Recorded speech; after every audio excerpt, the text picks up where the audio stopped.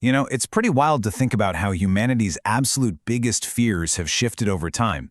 In this explainer, we're going to trace that evolution. We'll take a look at the massive physical threats of the 20th century, shift into the digital dread of the 21st, and finally explore the cognitive battles that are literally happening in our minds right now. So what does the end of the world actually look like? Well, the crazy thing is, the answer depends entirely on when you ask the question. An answer from someone in the 1980s is going to look drastically different than one from a computer scientist in 2023 or a sociologist today. Our doomsday scenarios have just completely shape-shifted over the decades. But before we get too deep, we need to clearly define what an existential risk actually is. We're talking about theoretical hazards that could either trigger human extinction altogether or permanently destroy the potential of intelligent life on Earth. Heavy stuff, I know, but we're going to look at the data impartially to really understand it. Okay, here's our roadmap for the explainer.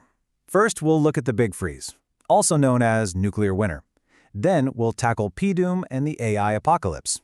After that, we're jumping into the information apocalypse. And finally, we'll talk about defending our reality. Let's start with Section 1, the big freeze, nuclear winter. This was the defining existential dread of the 20th century. And the really crucial point here is that a nuclear winter doesn't even require the detonation of thousands of bombs. Modern climate models actually suggest that just 100 intense city firestorms, kind of like the ones we saw during World War II, could loft anywhere from 1 to 5 million metric tons of black carbon or soot straight up into the stratosphere. Once it's up there, all that dark soot creates an anti-greenhouse effect. It absorbs the sun's radiation, blocks it from reaching the Earth's surface, and drastically cools the entire planet for years. The term nuclear winter was actually coined way back in 1983 by a team of scientists, including Carl Sagan.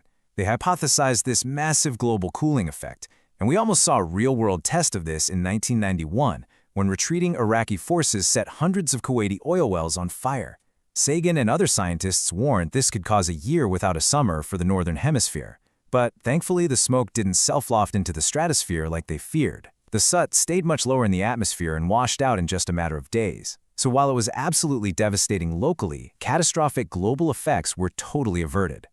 But when we use modern computer models to compare different scales of theoretical conflicts, the stakes really skyrocket.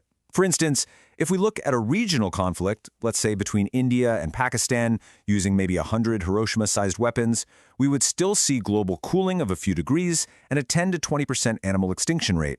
Now contrast that with a full-scale global exchange between the US and Russia. Models project a massive temperature drop of more than 5 degrees Celsius. That would literally exceed the last ice age, wiping out 40 to 50% of all animal species. And in that global conflict scenario, the direct blasts aren't even the primary threat to humanity. Models project that a staggering 5 billion people would die from famine within just 2 years. 5 billion! All because of near-total, worldwide crop failures caused by that cooling. Moving on to Section 2, P-Doom, the AI apocalypse. So let's shift from the physical darkness of soot to the technological dread of the 21st century. To measure this threat, we use a metric called P-Doom. This stands for the probability of existentially catastrophic outcomes as a result of artificial intelligence. It actually started as just a quick shorthand in rationalist and tech communities. But after the massive leap in capabilities we saw with GPT-4 in 2023, P-Doom became a totally mainstream metric to gauge the likelihood of an AI-driven doomsday. Now check this out. According to a comprehensive 2023 survey of actual AI researchers, 14.4% is the mean probability they assigned to future AI advancements causing human extinction or severe, permanent disempowerment within the next 100 years. Just let that sink in for a second. The very people building this technology believe there is on average a nearly 15% chance that it ends in our destruction. But what's genuinely fascinating is the wild variance in expert perspectives here. You have Yann LeCun, the chief AI scientist at Meta, putting his P-Doom at less than 0.01%. He's essentially saying we're more likely to get wiped out by an asteroid. But then you look at Geoffrey Hinton, who's often called the godfather of AI, and he places the risk much higher, between 10 and 20%. And then you've got Eliezer Yudkowsky, the founder of the Machine Intelligence Research Institute, operating with a greater than 95% certainty of our demise. There is absolutely zero consensus among the experts, and that is exactly what makes this threat so uniquely difficult to navigate. All right, let's jump into Section 3, the information apocalypse. This brings us to the invisible, ongoing societal crisis happening right under our noses today. We are looking at a literal decades-long decline in public trust. If you look at Gallup data since the 1970s, there is a massive, undeniable slide in confidence that mass media reports the news fully, accurately, and fairly. We are quite literally living through an unraveling of trust, not just in the news, but in the most basic norms of communication.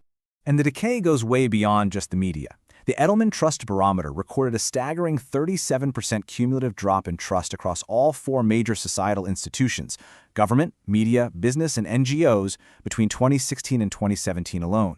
Just 1 year. When trust completely evacuates a society in such a tiny window of time, the result is chaos. It creates this massive vacuum where basic facts are constantly disputed and lying simply becomes normalized.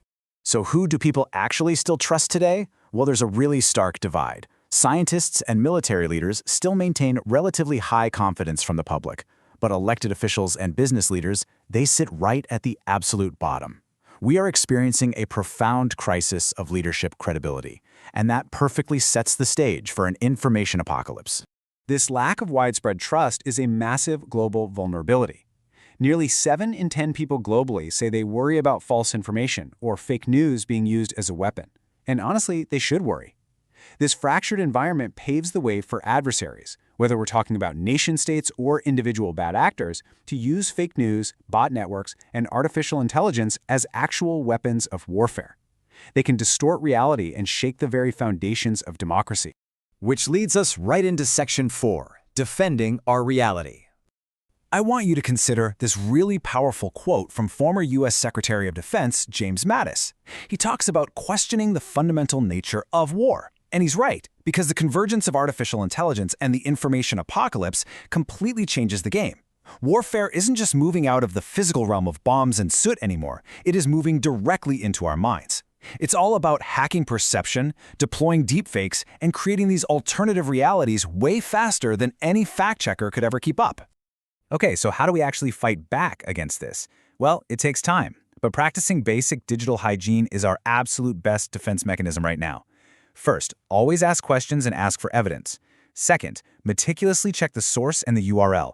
Seriously, a slight difference, like abcnews.com versus abcnews.com.co, is literally the difference between reality and a scam. And third, take the time to reverse search photographs on Google to verify their original context. In a world increasingly flooded with AI-generated imagery, this step is absolutely critical. So, we've evolved from fearing the sheer physical devastation of a nuclear winter to measuring the statistical probability of an AI doomsday, straight into a daily battle for truth itself. As the lines between physical, digital, and cognitive threats continue to blur when your very perception of reality is the actual battleground, what steps will you take today to defend your own mind? You know, it's